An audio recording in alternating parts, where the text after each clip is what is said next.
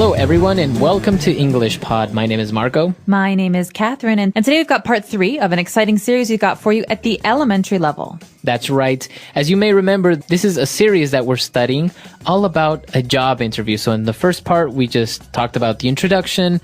The second part was talking about your personal background. And now we're going to talk about your educational background. Okay, so the key topic here today is education. Let's take a listen to this dialogue, and we'll be back in a minute.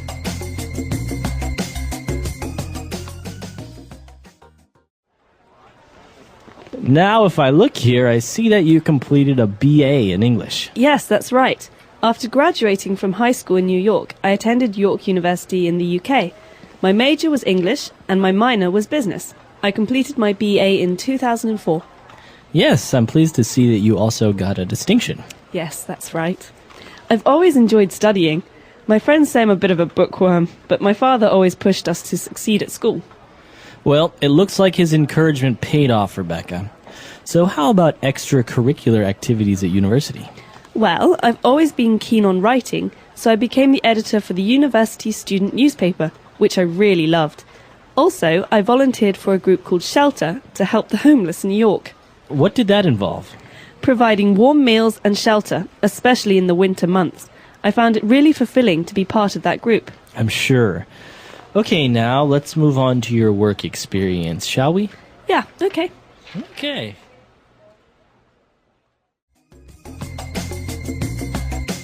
All right, we're back. So the girl was talking about her education, about her university, and she talked about some very interesting words. So why don't we take a look at those and language takeaway?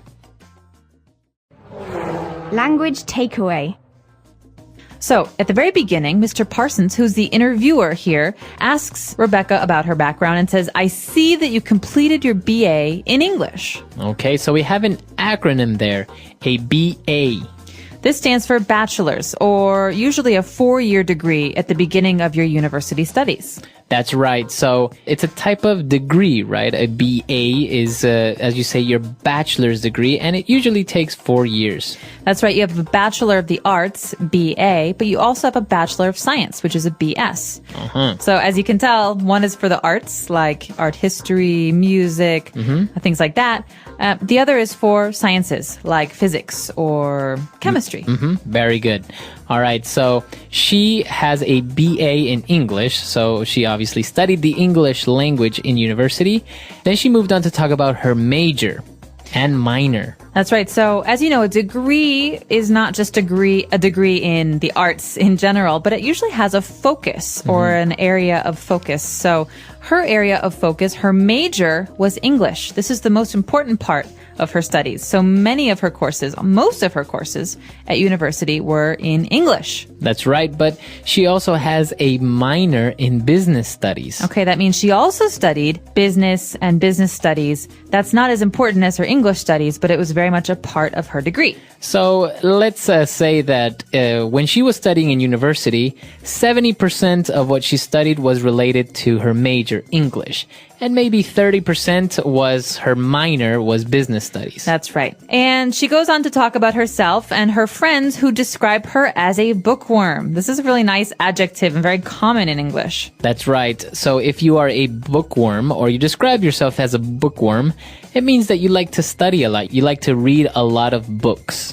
So bookworm is just like what you said, is someone who really likes to read, someone who's always reading, maybe someone who lives in the library. So that's why you call them a bookworm. They live in the library or they read a lot of books.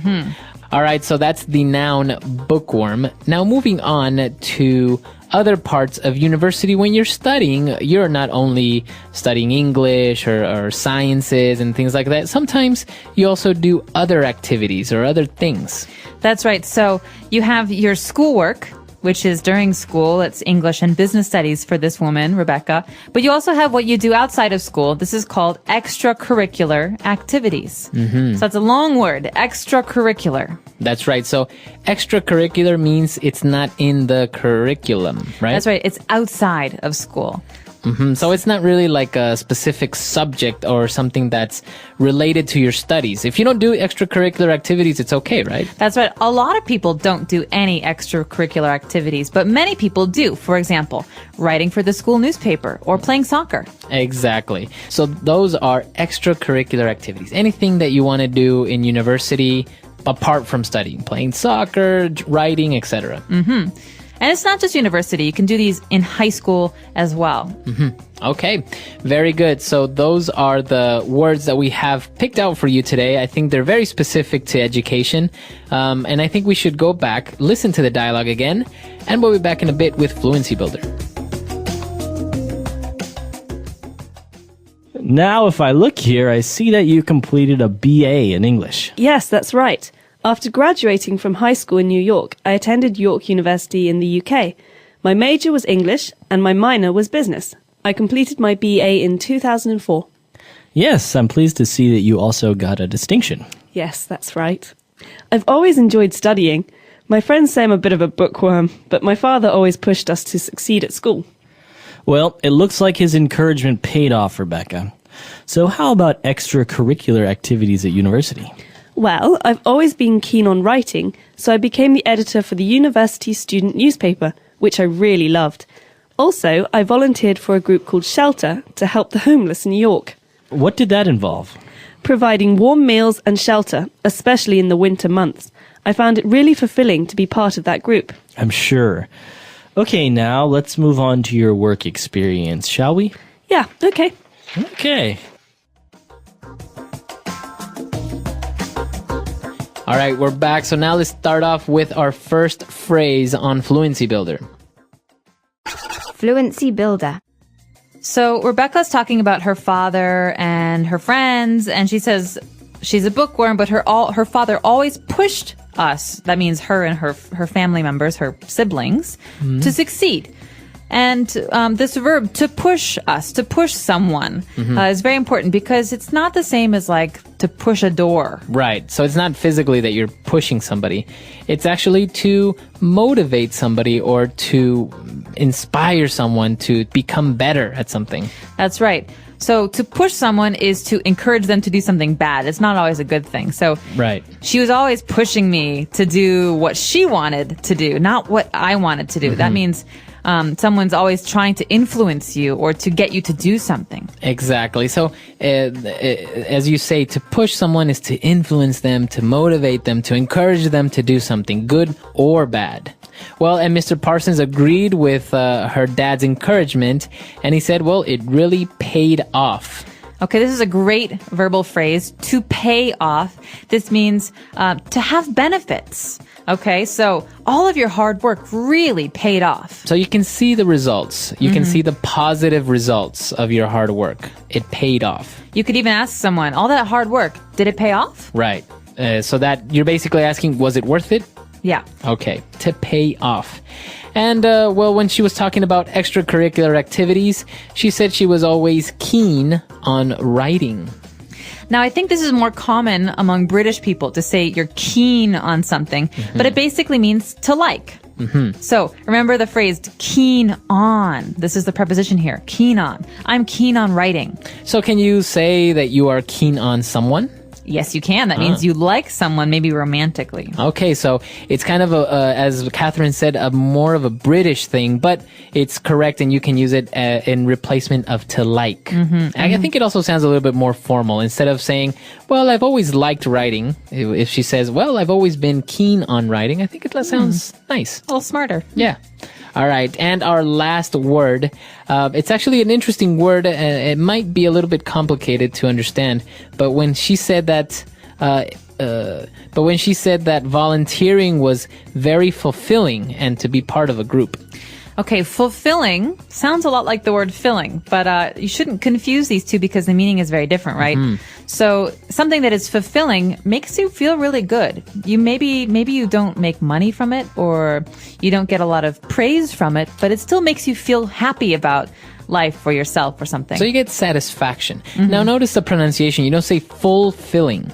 No, you say fulfilling. Fulfilling. So the L there is kind of silent. Kind of optional. But maybe you could ask someone, what do you find fulfilling in your life? Or you can ask, do you think your job is fulfilling? Yeah. Okay.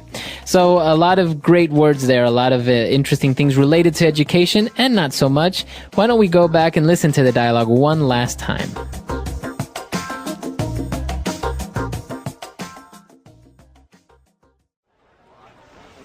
Now, if I look here, I see that you completed a BA in English. Yes, that's right.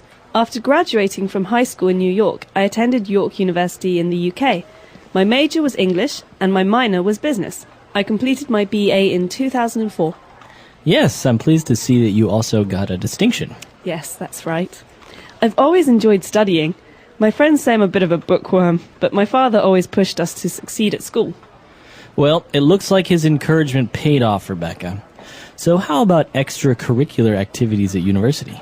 Well, I've always been keen on writing, so I became the editor for the university student newspaper, which I really loved.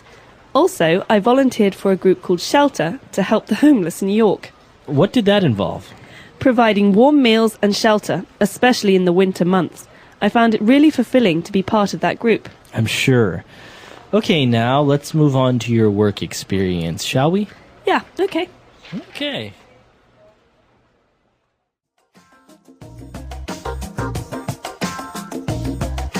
All right, so talking about going to university, I think they used a really specific verb there that's worth mentioning. She said, I attended York University in the UK. So to attend.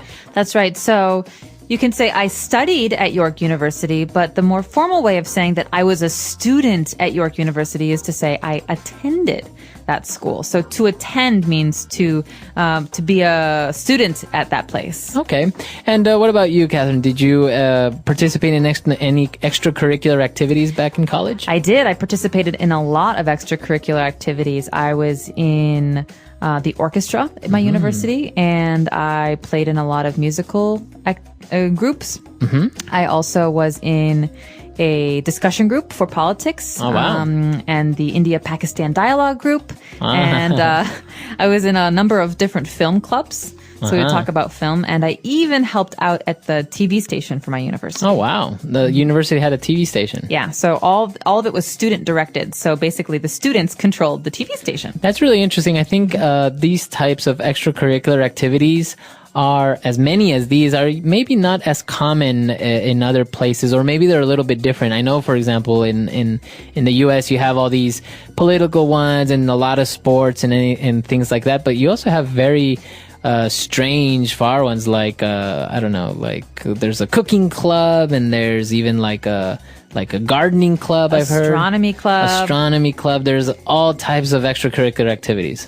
Well, what's really nice about a lot of American universities is that there are many, many resources that students can use. And so maybe the reason there's a cooking club is because there are massive kitchens that the students can use to cook food and experiment, and even teachers and professors sometimes come to help. So it's a really nice environment because everyone's teaching each other. Right. No, it's very, very interesting. And we're actually curious to know how universities work in your country. Are you able to have a minor in a subject? Because many universities don't offer this option. Right. They just have one major and that's all. Right. Or maybe are you able to participate in extracurricular activities? Like sports or radio or writing? Let us know.